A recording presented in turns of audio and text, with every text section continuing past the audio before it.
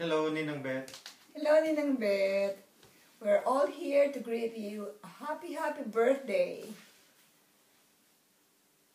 Is it your 65th birthday? Ninang Beth,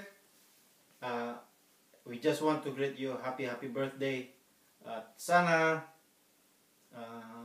hindi ka magbabago, nandiyan ka pa rin palagi sa amin.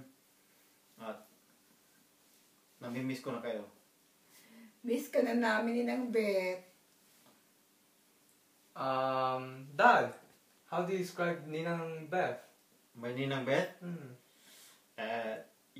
Ninang Beth is, yan ang taong sobrang napakamasayahin. Pagdating sa kwentuhan, number 1 yan sa halakhakan. Pagdating naman sa gastusan, number 1 din yan sa pagkagalante. Siya ang gumagastos kapag may pamasahe, may pupunta ng mga teachers, siya ang namamasahe. At pagdating naman sa araw ng swelduhan, ito yung lagi ko narinig sa kanya. Nakuha mo na ba yung chiki mo? Alala nyo ba yun, Ninang Beth? Hindi ko makalimutan yun, yung mga lines nyo na yun. Ano pa ba? Masasabi ko lang sa inyo, isa kayong napaka mabuting tao. Sana pagkalooban pa kayo ng Panginoon ng napakahaba pang buhay.